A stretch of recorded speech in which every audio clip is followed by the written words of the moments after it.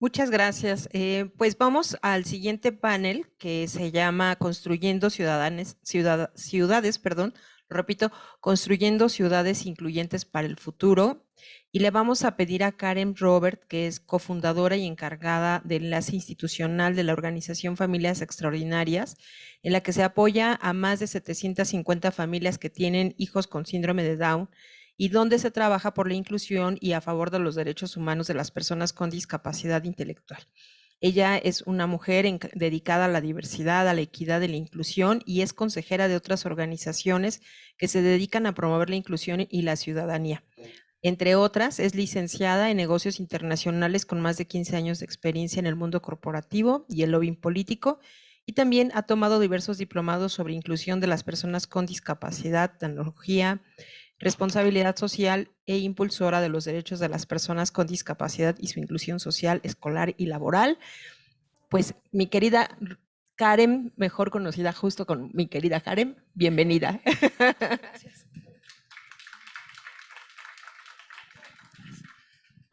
Muchas gracias a todos por la invitación a nombre de Familias Extraordinarias y todas las demás organizaciones de la cual forman parte Familias Extraordinarias y las mamás que a final de cuentas estamos en el día a día trabajando con nuestros hijos y pidiendo que se abran y se discutan estos temas. Es un placer estar moderando esta sesión de ciudades incluyentes. Déjenme instalarme para poder abrir la sesión. Siguiendo con los protocolos del cubrebocas, lo cual no nos tenemos que quitar. Espero que estén los panelistas también. Ahí están. Saludo en el panel a Virginia Molina Cuevas. Virginia, estás por ahí. A Claudia Peña y Carla Lozana. Voy a presentar primero a Virginia Molina Cuevas en este panel de ciudades incluyentes. ¿Y por qué es importante ciudades incluyentes?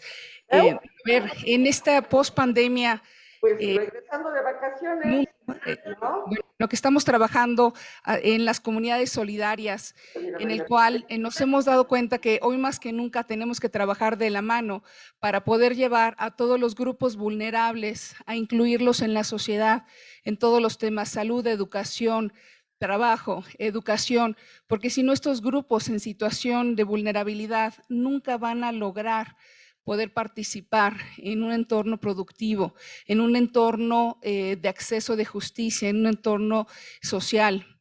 De cara también a la Agenda 2030 para el Desarrollo Sostenible, tenemos que impulsar esta agenda con datos precisos en cada una de estas áreas. Entonces, este panel vamos a tratar temas de salud, educación, inclusión laboral y educación. Y primero, entonces, ahora sí, presento a Virginia Molina Cuevas, que buscando su currículum, ella es consultora nacional de enfermedades crónicas no transmisibles y salud mental de la Organización Panamericana de la Salud en México. Aparecieron 20, 30 páginas. Ella es impresionante la experiencia que tiene, la asesoría que da, las recomendaciones, la bibliografía, los reportes que ha escrito en diversos temas de salud, por lo cual te estamos muy agradecidos, Virginia, que nos acompañes el día de hoy. Muchísimas gracias. Perdón. Bienvenida, Virginia. Tenemos también a Claudia Peña, también una gran especialista en temas de educación. Ella es titular de la Unidad de Atención para Personas con Discapacidad en la UNAM. Es doctora en el posgrado de Pedagogía en la UNAM con el proyecto de inclusión social de las personas con discapacidad intelectual. Forma parte del comité editorial de la revista internacional Pasajes y coautor en publicaciones científicas. También es impresionante la reputación que tiene ella sobre discapacidad e inclusión educativa. Es fundadora de la Asociación Civil Centro de Apoyo Psicopedagógico Aragón, que es una organización no gubernamental que trabaja diversos proyectos para personas con discapacidad intelectual y sus familias. Es líder honoraria regional de Familias de América Latina por Special Olympics. Es conferencista, ponente y tallerista en diversos eventos nacionales e internacionales. Trabaja muy de la mano con CONFE y es especialista también en diseño universal para el aprendizaje, inclusión educativa y estrategias de atención para estudiantes con discapacidad. Bienvenida, Claudia. Un gusto. Muchas gracias por la invitación. Y tenemos también a Carla Lozano, gerente de responsabilidad total de Wingstop. Tiene ella más de 10 años de experiencia en el área de responsabilidad social. Tiene un doctorado y maestría de responsabilidad social y actualmente dirige el programa de inclusión laboral de WS en CONFE. Ha sido líder del proyecto de Juguetón de TV Azteca y es directora del área de responsabilidad social de la Asociación Nacional de Locutores y directora de la Fundación Guillermo Romo Guzmán, por mencionar alguna de sus muchas actividades. Bienvenida también, Carla. Y vamos a empezar, si quieres, Virginia, de lleno con tu presentación y cada una, si me permiten, que les demos 15 minutos y posteriormente haremos algunas preguntas y comentarios de tanto los presentes aquí como los que están en línea siguiendo la transmisión de CONFE. Adelante, Virginia, por favor. Y muchísimas gracias, y es un gusto estar aquí con ustedes. Agradecemos mucho a todos los invitados y a todos los organizadores por esta invitación que nos hacen para participar en este panel. La verdad es que estoy muy complacida porque, bueno, este es un panel que es de diferentes instituciones y creo que en las políticas públicas, en lo que impulsamos, debemos de considerar. Y sobre todo este panel de salud, que solamente pensar que la salud no solamente es pues ahora sí que el tema de la Secretaría de Salud, si no es para tener una salud, pues tenemos que tener la coordinación con otras instituciones. Si me permiten, voy a compartir pantalla.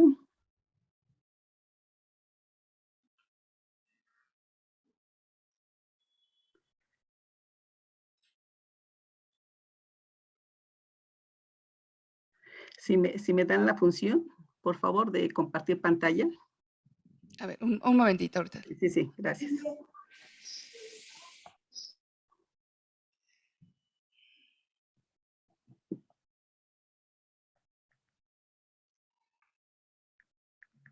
Listo, ya la tienes lista. Gracias. Adelante. Vamos a compartirla.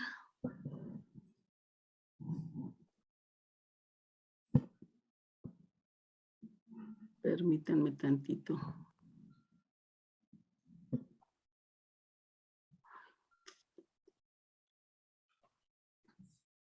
Esta tecnología de repente cuando más uno se quiere esmerar, ¿verdad? Y mira que hemos aprendido muchísimo en estos 2 años, ¿no? Nos hemos forzado a papás, mamás, personas de la tercera edad, todos nos hemos tenido que meter de lleno en la tecnología. Ha sido un gran reto. Sí, permítanme un segundito. Aquí lo tenemos.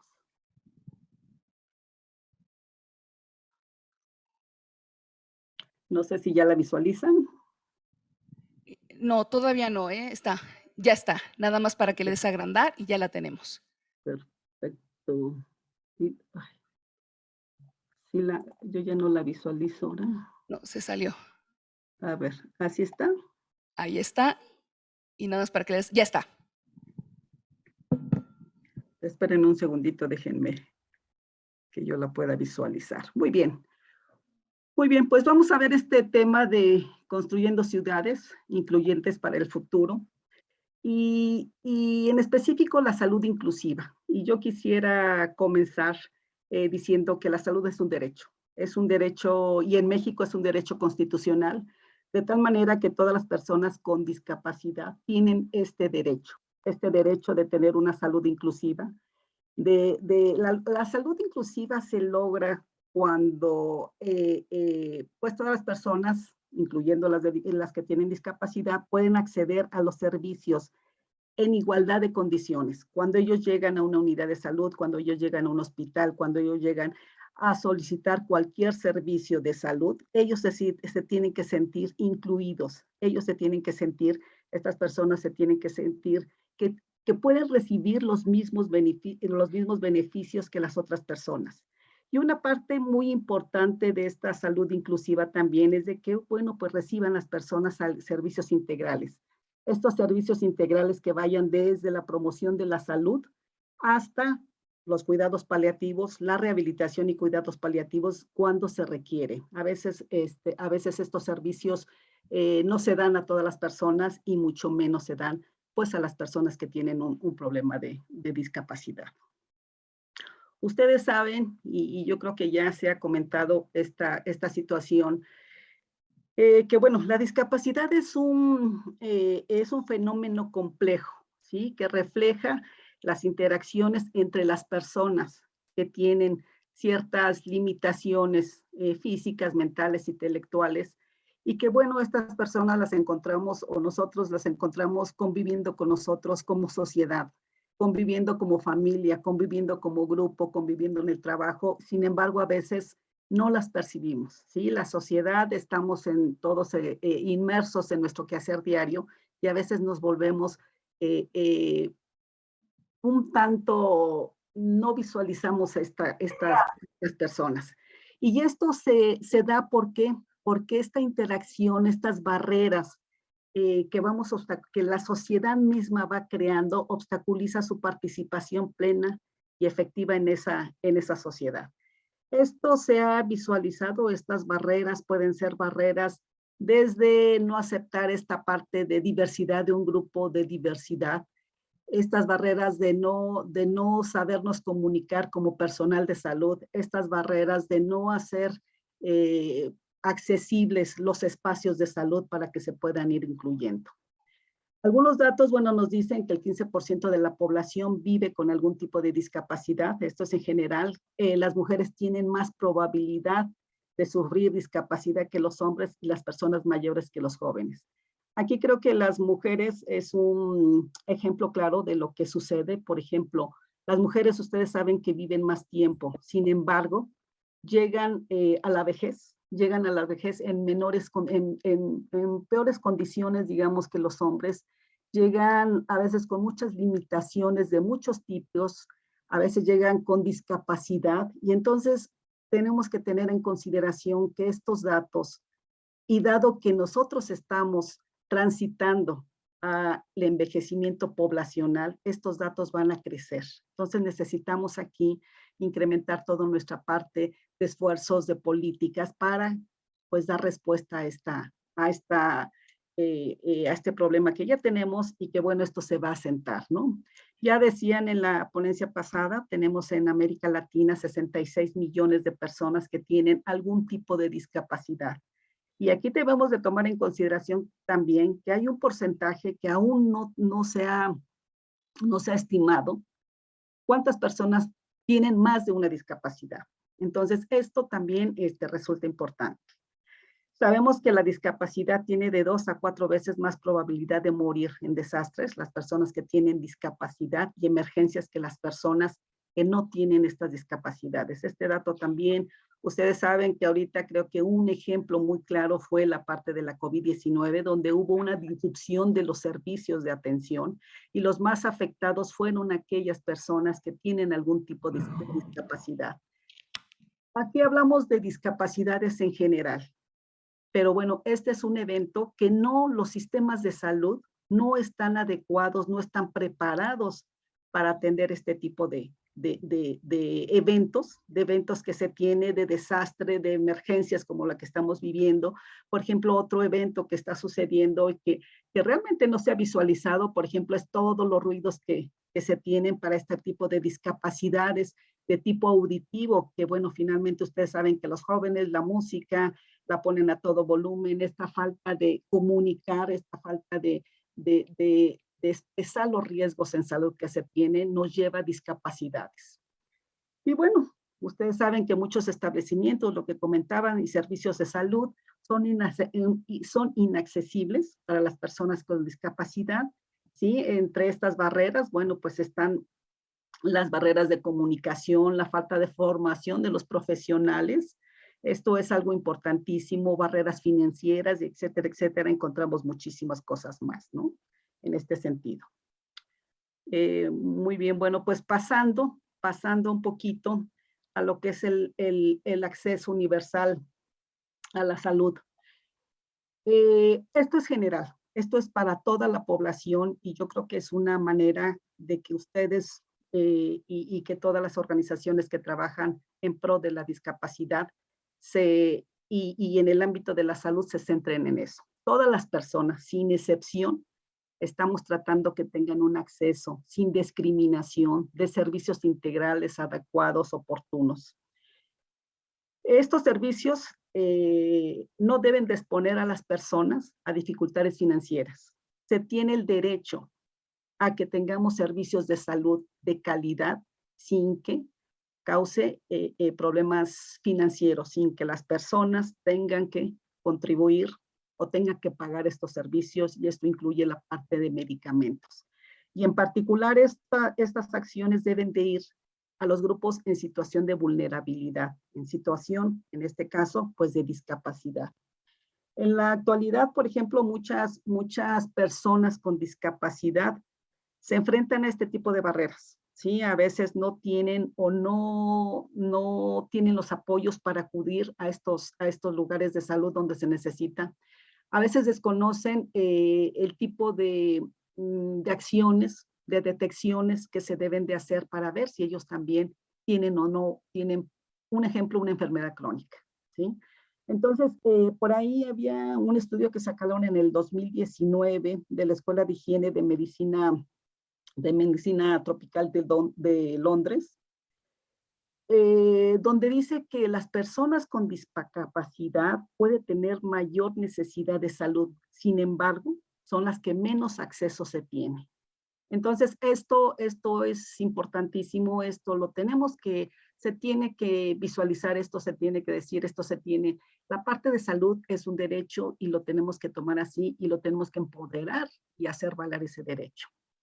¿Qué se requiere? Bueno, la definición e implementación de políticas y acciones con un enfoque multisectorial. Por eso comentaba aquí que bueno que estamos todos juntos en este panel, que está educación, que está trabajo, que está muchísimas otras instituciones para que todos podamos abonar a lo que es pues una salud digna, un acceso universal, una salud universal que como simplemente por el hecho de ser personas, por el hecho de ser personas que vivimos en algún país, tenemos ese derecho. Entonces, el acceso universal a la salud y la cobertura universal de salud son el fundamento de un sistema de salud equitativo. Ahorita en México, ustedes saben que estamos en esa transición a un nuevo modelo de atención, a un nuevo modelo más inclusivo de atención. Y creo que ahorita es el momento de visibilizar este problema que se tiene para que sea incluido. Y yo no dudo que ya esté en tránsito eso a las personas con discapacidad. Y bueno, pues lo que les comentaba, un enfoque multisectorial, se tiene camino andado. Hubo por ahí la Convención de Naciones Unidas sobre los Derechos de las Personas con Discapacidad, la Convención Interamericana para la Eliminación de todas las formas de discriminación contra las personas con discapacidad. Ahí entre el 2018 y 2022, si no me equivoco, hubo en Uruguay este proyecto, hubo también un evento y después se concretó con un proyecto de derecho a la igualdad y no discriminación de las personas con discapacidad. Y nosotros como aquí estamos sentados, pues también tenemos todas las otras contrapartes de parte de la OPS, la Organización de Estados Americanos, la Comisión Económica de Naciones Unidas, está ONU Mujeres, está la Oficina de Naciones para la Reducción de Riesgos y Desastres. En esta parte de Uruguay participó muchísimo la Asociación de Naciones Unidas para promover los derechos de las personas con discapacidad. Entonces, de estas sesiones, de estas convenciones, de estos paneles que se han surgido, pues han salido trabajos muy importantes como el de Uruguay, que da pues hace acciones muy claras qué es lo que se tiene que realizar. Entonces, ¿qué puntos de abordaje maneja la OPS para esto? Bueno, pues tenemos ahí varios abordajes. Ustedes, cada país lo va aterrizando, pero sugerimos que estos 4 abordajes no deben dejar de ser incluidos. Ya sea para formar planes nacionales, ya sea para hacer estrategias nacionales, ya sea para que ustedes tengan más información y sobre todo puntos muy específicos donde se tiene que hacer mucho énfasis. Uno es la promoción de la equidad en materia de salud para las personas con discapacidad mediante sistemas de salud accesibles e inclusivos. Y ahí, pues, como decíamos, pues tiene que estar muy inmersa lo que es el acceso universal a la salud, la cobertura la cobertura universal. Tenemos que lograr que todas las personas, las comunidades, las familias que tengan alguna persona con discapacidad tengan ese acceso. Hay que luchar para que se tenga ese acceso, que no haya ninguna discriminación.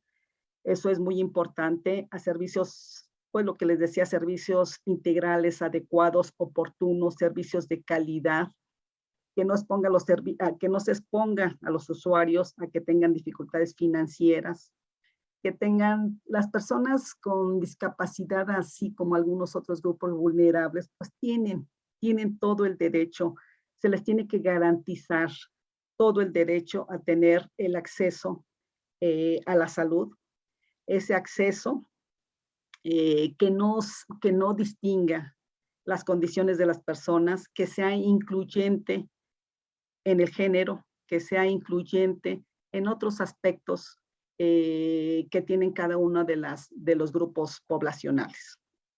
El siguiente punto es mejorar los mecanismos inclusivos de preparación y respuesta para lo que es las situaciones de emergencia. Hablábamos qué es lo que está pasando en esta parte de que pasó en la COVID-19, donde los servicios no están preparados.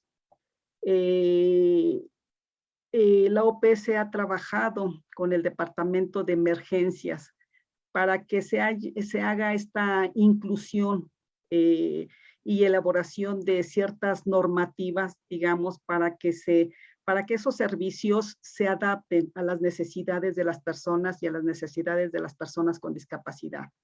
Por ejemplo, tenemos ahí la elaboración y aplicación de Ingrid H, así se llama esa estrategia, que es un conjunto de herramientas, para la inclusión de las personas con discapacidad en la gestión de los riesgos. Todos los hospitales, las unidades de salud tienen que tener las señalizaciones, son toda una serie de puntos que cada una de las instituciones tiene que poner en sus hospitales, tiene que poner en sus unidades de primer nivel, en sus unidades de tercer nivel, para tener un acceso a lo que son, por ejemplo, los puntos de encuentro en caso de terremoto, que tengan las rampas, que tengan, de repente, por ejemplo, suena la alarma sísmica, pero tampoco consideramos, por ejemplo, que quien tiene una discapacidad auditiva la va a escuchar. Entonces, ¿por qué no poner, por ejemplo, un foco de alarma sísmica donde también se prenda ese foco, donde también las personas de alguna manera puedan orientarse? Muchísimas otras, son todos una serie de puntos que se incluyen en esta aplicación, en esta herramienta para asegurar que sean incluidas las personas con discapacidad. Esto también, bueno, pues tenemos que trabajar mucho con las organizaciones de personas antes y después de una situación de emergencia, para identificar y responder esas barreras, esas necesidades que en estas situaciones se presentan. Tenemos que planificar mucho y apoyar para asegurar que estos planes de emergencia incluyan a las personas con discapacidad. La inclusión de las personas, al igual que, por ejemplo, para otro tipo de enfermedades no transmisibles, enfermedades transmisibles, para lo que sea, la inclusión de los pacientes y en este caso, la inclusión de las personas con discapacidad para hacer las políticas, para hacer todo lo que son planes de acción, para hacer los planes nacionales, deben de estar ahí, deben de estar presentes, porque solamente ellos pueden externar sus necesidades ya muy particulares. Entonces, eso es un punto importante y les comentaba, pues aquí la emergencia por la COVID-19 definitivamente nos dio grandes lecciones, una lección de aprendizaje y unas lecciones sobre todo de la falta o la necesidad de adaptar estos servicios en todos los niveles de atención. Otra parte importantísimo que se tiene que tener, bueno, es el fortalecimiento de la recolección de datos y evidencias sobre la discapacidad. Ustedes saben que sí hay datos de discapacidad. Por ahí tenemos, por ejemplo, datos de la clasificación de internacional del funcionamiento de la discapacidad y la salud, ¿sí? El CIF que le llaman, que bueno, pues finalmente es un modelo que se puede aplicar en diferentes áreas de trabajo. Por ejemplo, aquí se está aplicando mucho este modelo para construir lo que son los certificados de discapacidad. A través del CIF se está haciendo un trabajo importante. Sabemos que están haciendo el trabajo la Secretaría de Salud, al igual, por ejemplo, que en el punto anterior, donde pues hay una preparación y respuesta hasta de la situación de emergencia. También está trabajando mucho la Secretaría de Salud en esto de emergencia, esa adaptación de los hospitales con esta metodología. Ingrid también lo está trabajando el Seguro Social. Entonces sí es importante acercarnos a ellos para que tengamos mejores herramientas, mejores datos para la toma de decisiones. A veces... Querida Virginia, sí. Discúlpame que te interrumpa. Nos quedan de tu participación unos 3 minutitos. Si pudieras ir cerrando tu participación, claro, por favor. que sí, claro que Gracias. sí. Y por último, bueno, la promoción del desarrollo inclusivo basado en la comunidad, ¿sí? Tenemos que llevar esos servicios de salud a las comunidades, acercar los servicios a donde están las personas con discapacidad, que ellas se sientan incluidas y que puedan tener pues una salud, se les lleven los servicios para tener una salud inclusiva, para tener toda esta parte de derecho a la salud, todo lo que incluye las detecciones, la promoción de la salud, etcétera, etcétera, ¿sí? Muy bien, y bueno, pues ya un componente impredecible, y sabemos que lo están haciendo ustedes, pues a la habilitación que se tiene que tener, la rehabilitación y las tecnologías de apoyo, que es parte del panel. Por ahí vi que ya está dentro del panel esto, para que todas las personas incluidas que tienen discapacidad, pues puedan acceder a estos espacios ya habilitados, a esta rehabilitación, a estas tecnologías. Muchas gracias, Virginia. Lo dijiste muy bien.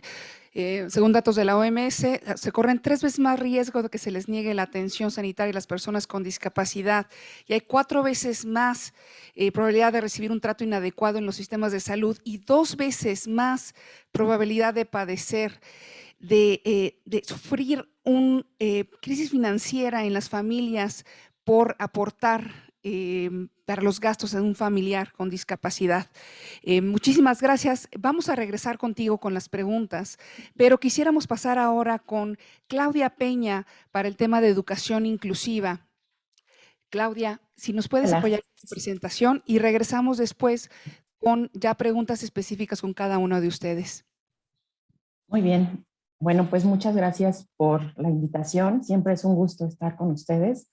Bueno, desde hace años, con muchísimo agrado comparto proyectos con CONFE y siempre agradezco las invitaciones.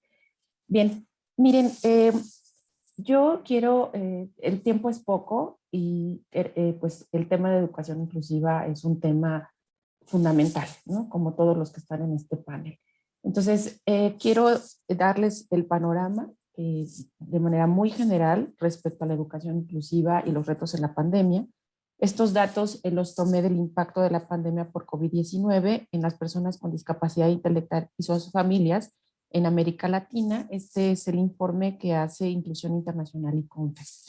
Bastante bueno para que también lo analicemos.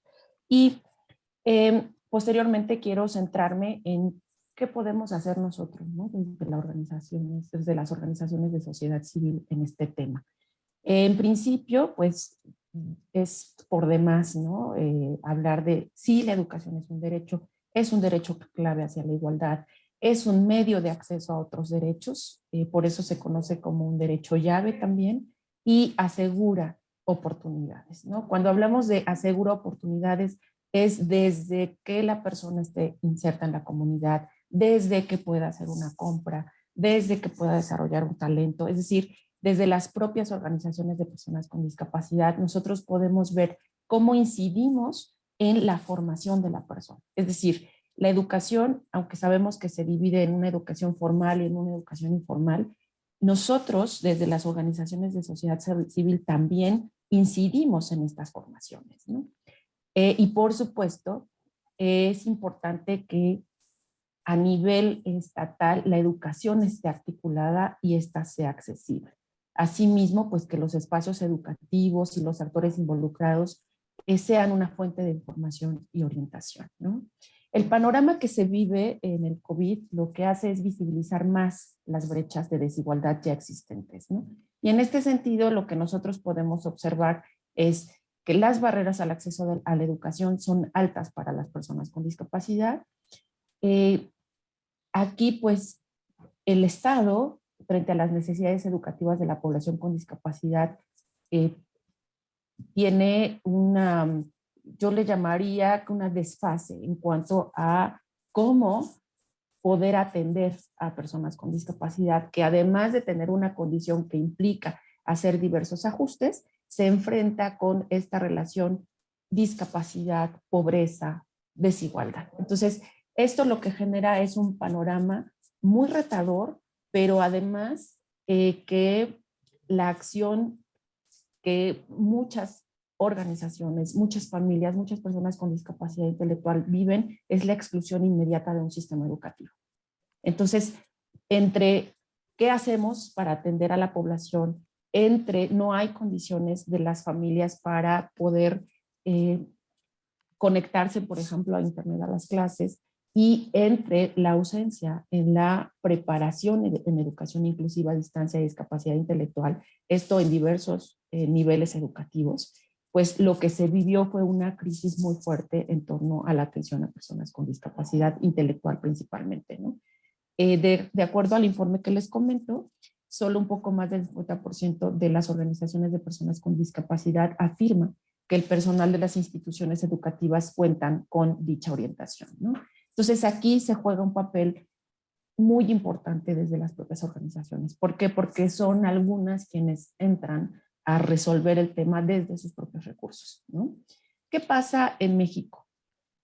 Después de un tiempo surge el programa de Aprende en Casa, agrega contenidos accesibles para personas con discapacidad en su página web, la SEP proporciona libros de texto gratuitos, sin embargo estas acciones no alcanzan a beneficiar a las localidades rurales. ¿Por qué? Porque como ya lo comentaba Javier Quijano, ¿no? Estas comunidades alejadas además son excluidas por esta falta de servicios, ¿no? Y por supuesto el acceso a internet, la energía eléctrica, etcétera. Y eso pues contribuye a que la brecha se haga más grande, ¿no? ¿Qué vemos entonces? Que en la educación y el COVID, la realidad es que nos enfrentamos a una ausencia de recursos, hay un desconocimiento sobre aprendizaje a distancia, hay una falta de formación docente en tecnologías de información y comunicación, se hacen, y esto hay que también valorar, ¿no? Las actuaciones que tienen algunas docentes o algunas instituciones educativas que en el Inter empiezan a armar algunos materiales. En el caso, por ejemplo, de la universidad, es donde en este momento yo me encuentro, se hizo un manual, por ejemplo, para recomendaciones a profesores para educación virtual, ¿no? Justo pensando en Meet, tiene subtitulado, se puede activar Meet y eso te ayuda por si tienes alguna persona con discapacidad auditiva, por ejemplo, ¿no? O cómo hacer un documento Office accesible para que pueda leerlo un lector de pantalla. O sea, estuvimos como en mucho de acción a partir de lo que nos estaba ocurriendo, ¿no?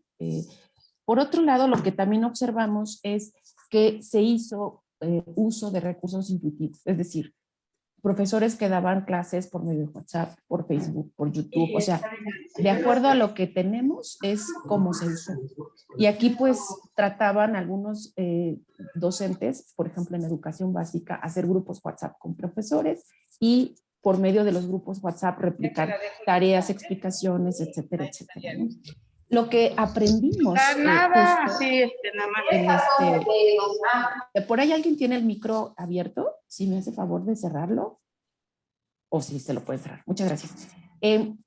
Algo que fue importante también y que hay que reconocer es que estamos aprendiendo nuevas formas de comunicación, de aprendizaje y de enseñanza. Ningún docente podemos decir que estaba preparado para el contexto que vivimos dentro de la pandemia. Y incluso, pues a veces esta resistencia a usar estos medios de redes sociales, medios electrónicos, pues tuvieron que ser olvidados y entrar de lleno a un escenario para el que muchos no estábamos preparados, ¿no? Entonces, esto lo que planteó fue cómo entonces nos podemos comunicar con las diferentes comunidades, ¿no?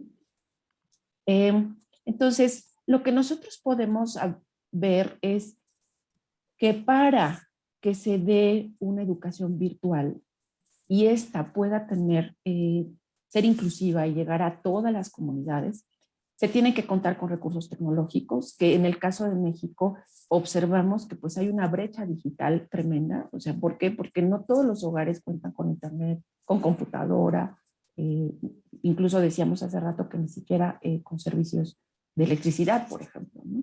Se debe de garantizar el acceso al internet, por supuesto, y se deben de manejar software accesibles, ¿no? En este sentido, muchos empezamos a conocer algunas aplicaciones, algunos software, pero realmente no es algo que sea de uso común para la población. Entonces, lo que tenemos que hacer es acercar justamente este conocimiento adquirido a más personas para que esto se pueda replicar. Y por otro lado, el suministro de dispositivos de asistencia.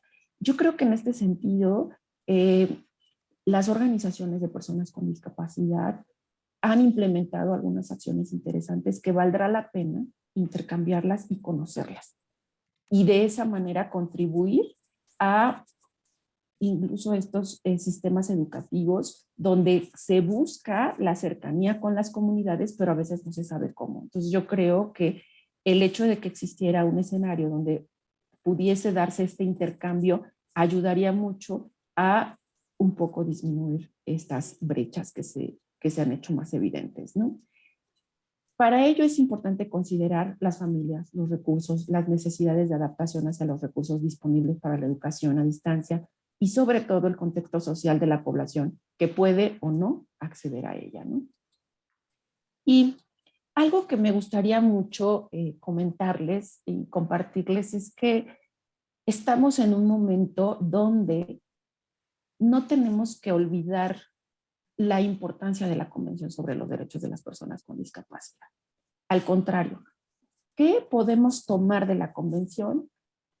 Como yo aquí lo puse, conceptos fundamentales, y esos conceptos fundamentales que sean transversales a las acciones que hacemos como organizaciones, pero que también las podamos transmitir a los sistemas educativos. Y me parece que aquí el reto es trabajar en conjunto, ¿no? ¿Qué es lo que podemos ir transmitiendo, ¿no? Por ejemplo, ajustes razonables. Ya hace rato hablaba de los ajustes razonables y de la importancia que tienen, ¿no? ¿Qué ajustes utilizamos nosotros en las organizaciones, ¿no?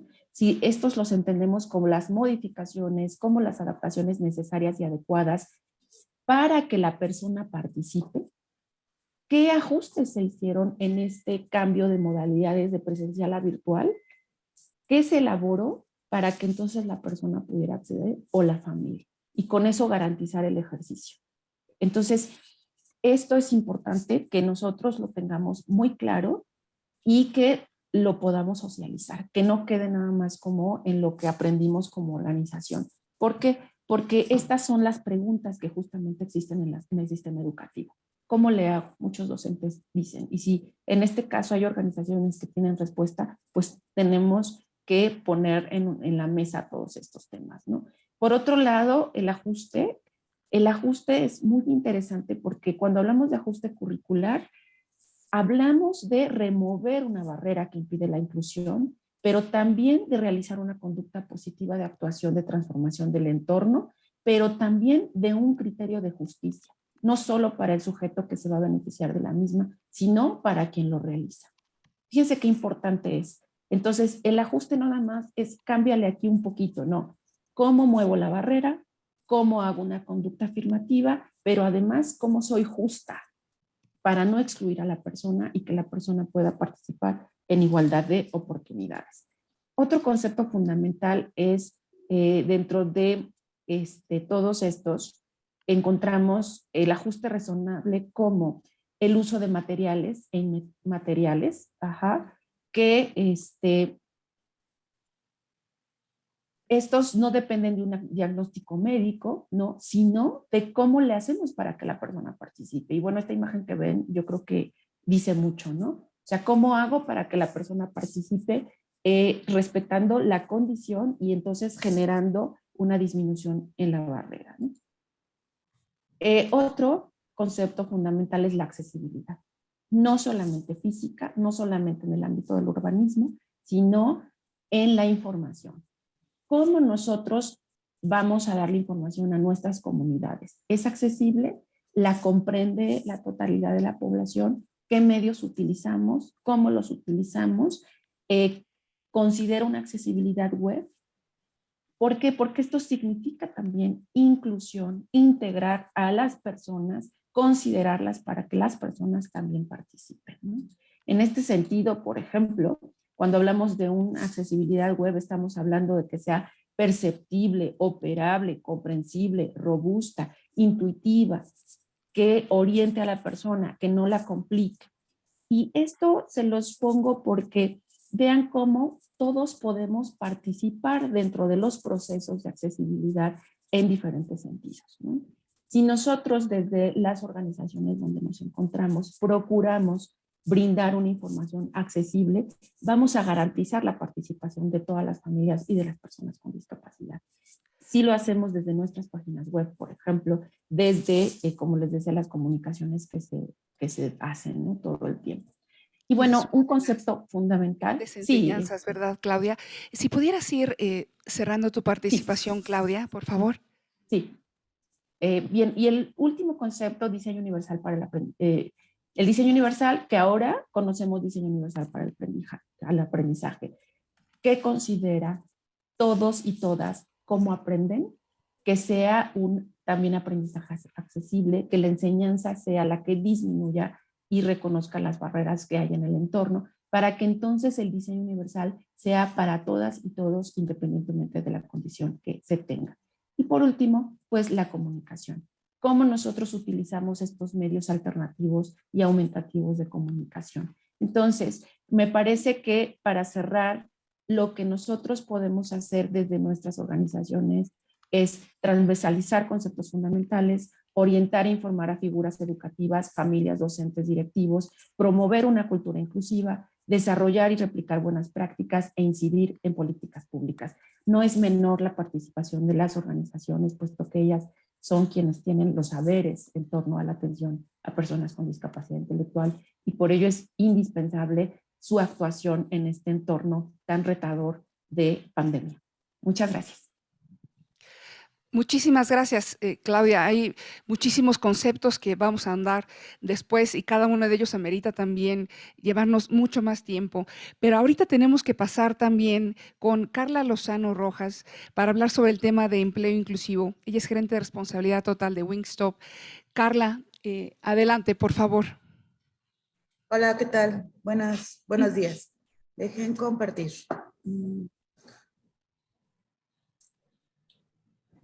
Listo, ya la tienes ahí. Bueno, pues estoy aquí con Cindy, ella es colaboradora de Wingstop y pues realmente me toca, creo que implementar y sintetizar toda la parte que han estado hablando ustedes, ¿no? O sea, aquí entra la parte de la cuestión de la salud, entra también la parte de la cuestión de educación, porque es parte del proceso que nosotros como empresa estamos haciendo.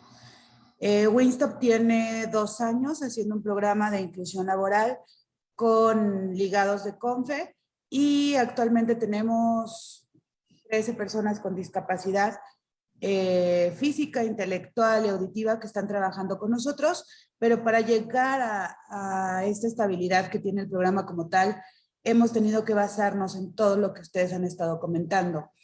En la salud, en estos momentos de pandemia, en estos momentos en general, o desde que ellos entraron, hemos tomado mucha comunicación en cuanto a medidas de higiene. Para ellos se les está constantemente reforzando el conocimiento del correcto lavado de manos, de cómo usar el cubrebocas, de cómo ser parte de nosotros y del sistema que estamos pues colaborando.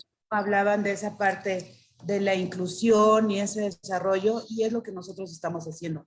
Estamos buscando los elementos que nos ayuden a eliminar la discriminación y que tengamos esa equidad e inclusión desde el momento, desde la parte de la salud. Necesitan un poquito a lo mejor más de ajustes, necesitan un poco más de pláticas en algunas ocasiones para reforzar el uso correcto, pero la verdad es que nos ha funcionado muy bien. Fue mínima la cantidad de personas, de hecho tuvimos uno nada más.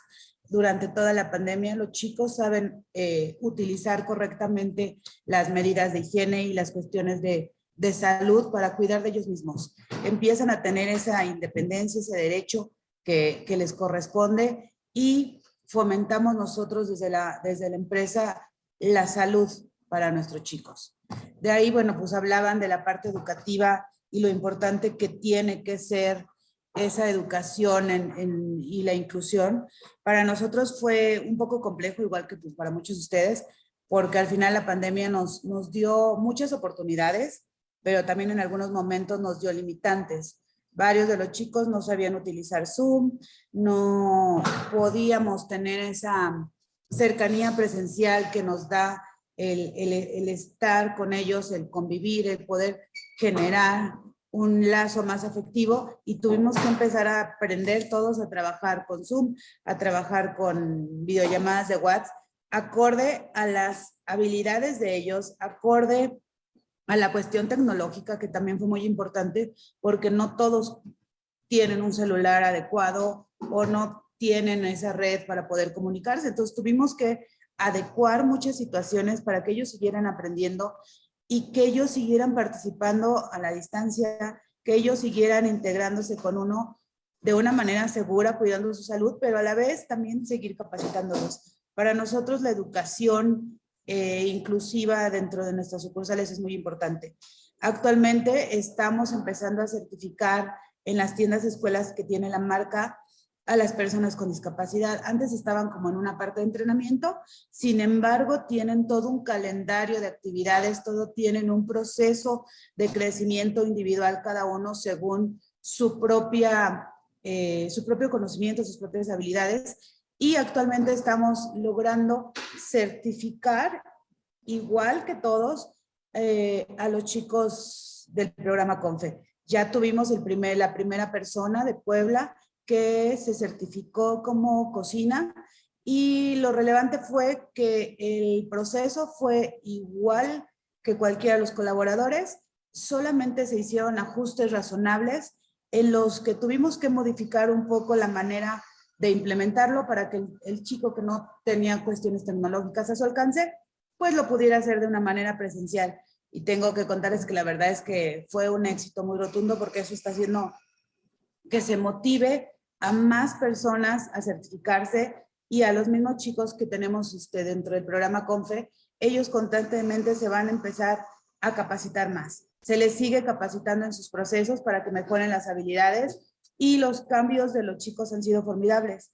Empezaron en algún momento sin saber algunos aspectos de algún restaurante, de alguna cocina, y sin embargo ahora ya tenemos chicos que preparan hamburguesas, que realizan cortes, tenemos, bueno, ahorita les va a platicar Cindy, que nos está acompañando, y tenemos chicos que han avanzado muchísimo. Entonces eso nos ha dado apertura a que sigamos creciendo el programa y que cada vez podamos ser partícipes de este cambio, ¿no? Al final es un derecho, una obligación, pero al final creo que es una participación de todos.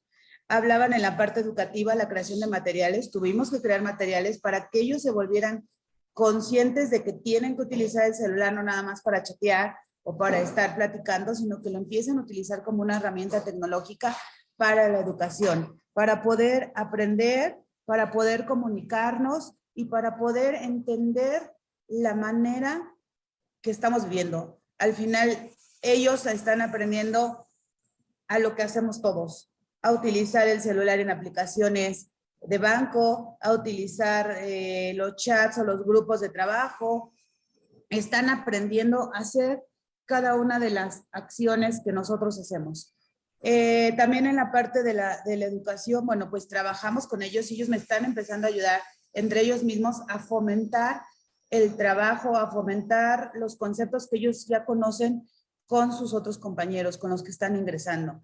Entonces, eso está fomentándoles mayor responsabilidad y ellos se están volviendo partícipes y buscadores de sus propios derechos. O sea, ellos mismos están generando esa integración hacia sus compañeros, esa inclusión de manera integral en cada una de las sucursales. Y entonces para nosotros la educación ha sido muy importante. Los seguimos capacitando. Para este año espero que la mitad de los que tengan empiecen a certificarse en alguna posición, porque la verdad es que tienen el conocimiento, solamente voy a tener que hacer ajustes al momento de implementar o aplicar los exámenes. Y bueno, es parte, ¿no?, de esta formación de la persona, la participación de cada uno de nosotros y cómo tenemos que generar esfuerzos para que ellos puedan incluirse realmente en las sucursales. Algunos de los chicos en algún momento me dicen, pues es que nosotros ya no hacemos distinción, o sea, nosotros estamos buscando esa inclusión y no hacemos ya ninguna diferencia entre reglas, entre obligaciones, entre todo lo que conlleva, porque estamos educando a todos, sensibilizamos, concientizamos y finalmente educamos a los chicos, al personal, y buscamos que mediante todo este proceso del que nos hablaban las compañeras presentes, pues al final sea la parte de la implementación, ¿no? Aquí implementamos esta parte de los derechos, esta parte de la educación inclusiva con cada uno de nuestros colaboradores. En la cuestión del trabajo que tuvimos que hacer, bueno, pues llevamos ajustes razonables en el proceso. Si tienen problemas con alguna cuestión de lectura, de redacción, etcétera, bueno, pues vamos ajustando con materiales visuales, vamos ajustando con cuestiones verbales y vamos haciendo que cada uno de ellos, tanto de su lado como de la parte de los que los capacitan, entiendan y desarrollen habilidades de comunicación asertiva entre todos. Tenemos una diversificación de roles según cada una de las habilidades y las aptitudes. Aquí ninguno de los chicos que labora con nosotros se dedica a algo en específico, todos son ayudantes generales, pero apoyan en diferentes áreas, no solamente a una en específica. ¿Por qué? Porque eso nos ayuda a que desarrollen mayormente sus habilidades. ¿Qué más tenemos? Bueno, pues que tengan un acompañamiento por la empresa. Creo que eso ha sido una parte del éxito. No los dejo solos, en todo momento estamos participando, tanto CONFE como nosotros, en el desarrollo de las habilidades, en la revisión, en los exámenes, y algo muy relevante que nos ha hecho crecer es ese plan de crecimiento.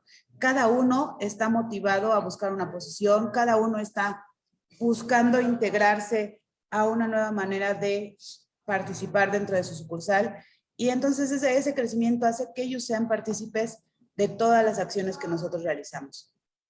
Les presento aquí, bueno, son nuestros niños. Tenemos a Fernanda que está en Tlalpan, a Julián que está en Diana, a Laura que está en Portal Centro. ¿Por qué los presento? Porque al final es un trabajo en equipo. Sin los chicos que desarrollen sus habilidades, participen y busquen esas oportunidades, sin los colaboradores, sin la oportunidad de la empresa, sin la sociedad, como han estado hablando, no podríamos desarrollar el programa. Tenemos a Cindy, que está aquí conmigo, que es de Zona Rosa. Tenemos a Paola en Cuitláhuac, a Brian en Antenas. Tenemos 3 chicos en Puebla. El que dice ahí que es Jesús, él está certificando, es el que les acabo de contar que se certificó. Y esta semana acabamos de incluir a todos estos colaboradores para un nuevo proyecto. Este año viene muy fuerte en el tema de la inclusión para nosotros. Y para que no se me acabe el tiempo, ahorita regreso, les voy a presentar a Cindy. Ella es nuestra colaboradora con un año más o menos de experiencia en la empresa. Tiene 32 años y ella está de ayudante general. Ella nos va a platicar un poquito de lo que hace aquí en Wistop. Listo, Cindy. Habla fuerte, por favor. Hola. ¿Qué haces en Wistop? Hola, yo me llamo Cindy Geraldine Ortiz, tengo 32 años. Llevo un año en la empresa y soy ayudante general. Aquí les ayudo a proporcionar papas, cortar el lote, meter las cosas. A veces les ayudo a mis compañeras. Ya sé hacer hamburguesas, ya sé meter gogles, alitas, todo eso ya sé hacer. ¿Por qué? Porque aquí me están enseñando una compañera mía y aparte un compañero mío y también Carla. Entre los tres ya estoy aprendiendo más y pues voy muy bien y me van a hacer el examen para ver si me cambian a otra tienda. ¿En qué te quieres convertir? En WinUp. Para nosotros un WinUp es una persona entrenadora de otros colaboradores. Estamos fomentando que ellos se preparen para, ahora que va a haber más crecimiento de la cuestión de la inclusión laboral, que ellos me puedan ayudar a entrenar a los nuevos chicos que lleguen. Entonces, ella y Fernanda y Chucho son los tres principales que se están empezando a certificar en muchas posiciones para que ellos se comprometan y empiecen a replicar lo que ellos aprendieron y la oportunidad que se les está dando. También les estamos fomentando la cuestión de la solidaridad, del altruismo, todo el tema que tiene que ver con la responsabilidad total que nosotros ejercemos para poder buscar oportunidades y que ellos regresen al mundo un poco de la oportunidad y de las obligaciones y de los derechos que estamos realizando. En conclusión, antes de que se me acabe el tiempo, el empleo inclusivo es una oportunidad muy valiosa porque aprendemos todos y es relevante que nos quitemos los miedos, los tabús, las faltas de conocimiento, porque la verdad es que empezar el proyecto a veces es complejo. Sin embargo, hemos logrado hacer unos cambios muy impresionantes, tanto en la empresa como en otras actividades, en otras empresas, porque el proyecto se ha ido replicando y cada vez más empresas están empezando a pedirnos como ese apoyo o esa asesoría para poder lograr esta inclusión laboral en sus diferentes empresas. Pues muchísimas gracias, gracias Cindy, porque la verdad es que ellos hacen este proyecto y pues quedo a sus órdenes. Muchísimas gracias, Carla y Cindy, y a todos los demás que están en fotografía, pero que son parte importante del programa que tienen. Voy a proceder a hacerle una pregunta a cada una de ustedes para cerrar este panel. Pregunta que también nos han hecho llegar aquí algunos participantes y luego quisiera una recomendación de parte de ustedes. Voy a empezar primero contigo, Virginia, en un tema fundamental que tú comentabas, ¿no? ¿Cómo se puede apoyar de parte de las organizaciones de la sociedad civil y también de la Organización Panamericana de la Salud en esta pandemia? Es bien sabido que las organizaciones apoyamos fuertemente, se hicieron las guías accesibles para personas con discapacidad, que hizo yo también. CONFE también estuvo dando mucha asesoría también a las organizaciones para ver cómo tenían que afrontar las familias ante los hospitales, qué datos tenían que dar, cómo tenían que presentarse. Fue una labor titánica, cómo tenían que estar presente, ¿no? Ante un lapso, un área gris ahí que no atendió el sector salud. ¿Qué fue lo que se enfrentaron ustedes entre ese gap, ese espacio vacío, entre esa falta de atención por parte del gobierno y que se desbordó el tema médico? ¿Qué fue lo que vieron ustedes? Sí, muchísimas gracias. Bueno, pues hubo una disrupción pues muy severa de lo que es la atención a las personas y desde luego esta atención pues iba muy directamente para la parte de las personas con discapacidad. Realmente nosotros por ahí hicimos una encuesta donde se veía que las personas que necesitaban esos servicios, hasta el 50 y 60% de la población no se podía hacerse esos servicios. Entonces, lo que hicimos fue sentarnos con la parte de Secretaría de Salud, ver de qué manera estos servicios se podrían ir otorgando, pues a través de las áreas de telemedicina que realmente estaban subutilizadas, que fue una buena respuesta con la parte de telemedicina, de que el personal de salud que estaba por cuestiones de riesgo estaban en sus casas, bueno, hiciera las llamadas telefónicas, una llamada telefónica, estar al pendiente de la parte de sus pacientes, ver, revisar esa parte de pacientes o de las personas que tenían una necesidad de salud, ver dónde estaban, tratar de localizarlas. Hubo brigadas, hay estados que implementaron brigadas que iban casa por casa viendo cuáles eran las condiciones de salud.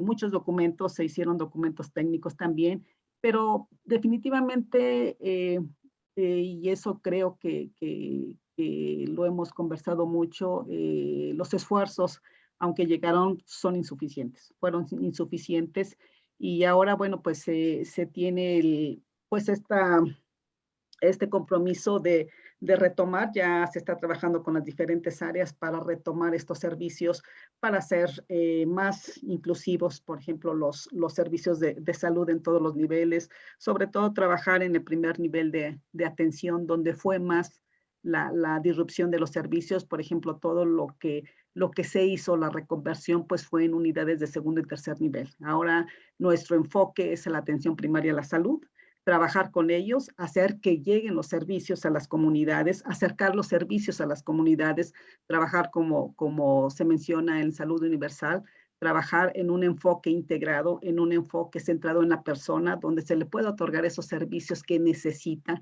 llevárselos al lugar. Y esto, bueno, se está trabajando con estos puntos, hacer las brigadas de la salud, llevar los servicios a las comunidades, fortalecer toda la parte de telemedicina y algunas otras acciones que se están proponiendo. Gracias. Y nos mencionan también el acceso a los medicamentos que también ahí nos dicen que también faltan también ahí, ¿no? Que es también que se pueden seguir trabajando todas las organizaciones de la sociedad civil junto con las autoridades.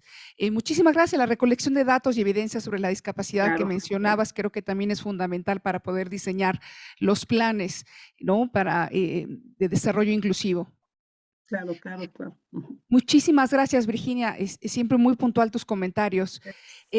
Claudia, en tema de educación, nos preguntan acá que sobre el intercambio de experiencias exitosas de educación, de intercambio de información que se estuvo haciendo durante toda la pandemia en foros digitales que se hicieron en CONFE. CONFE no paró de estar haciendo seminarios, conferencias, tratando de hacer todo este intercambio de experiencias exitosas, ¿no? De que no se quedaran los niños sin una educación, ¿no? Ciertamente no fue suficiente la educación que se dio a distancia por parte de la SEP, se desbordó, se rebasó, ¿no? Esa hora que se daba a la semana fue insuficiente, ¿no? Además de todo el tema de la falta de tecnología. Estos foros que se hicieron en CONFE, que se pueden seguir aprovechando para seguir protocolizando todas estas experiencias exitosas que dices, ¿no? Sí, Karen, yo creo que tenemos que aprender a trabajar de manera colaborativa, porque el trabajo de manera aislada, ¿no? Es decir, solo sociedad civil, se queda en sociedad civil. Y es importante que este trabajo que es tan rico y tan fundamental para avanzar, se pueda socializar en espacios educativos, ¿no? Es decir, que existan colaboraciones con las propias entidades educativas, ¿no? Para poder formar a figuras educativas. Yo pensaría que hoy tenemos una actitud diferente a la que se tenía hace 15 años cuando se hablaba de educación inclusiva. O sea, hoy, además de ser una política pública, además de estar dentro de la Constitución, ya la educación superior, incluso en esta exigencia de inclusión, ¿no? Es un momento donde la participación de sociedad civil debe de ser fundamental. ¿Por qué? Porque ahí es donde hay muchos saberes. Y qué mejor que desde las experiencias que se han tenido, poderlas compartir a docentes, a figuras educativas que hoy viven una época de crisis porque hay muchas incógnitas. ¿Cómo lo resolvemos? ¿Cómo nos acercamos? ¿Cómo conocemos a la población? Entonces, me parece que a partir de estos intercambios podríamos avanzar más. Y claro, así visibilizar la fuerza tan grande que históricamente ha tenido el movimiento social en atención de la discapacidad en México. Gracias. Voy a hacer nada más que aquí dos comentarios. Javier tenía un comentario que hacernos. Perdóname, acá está. Sí, que se tuvieron también llamadas de atención por parte de Teletón, CONFE y Voz por Salud Mental para apoyo psicológico y orientación, ¿verdad? También.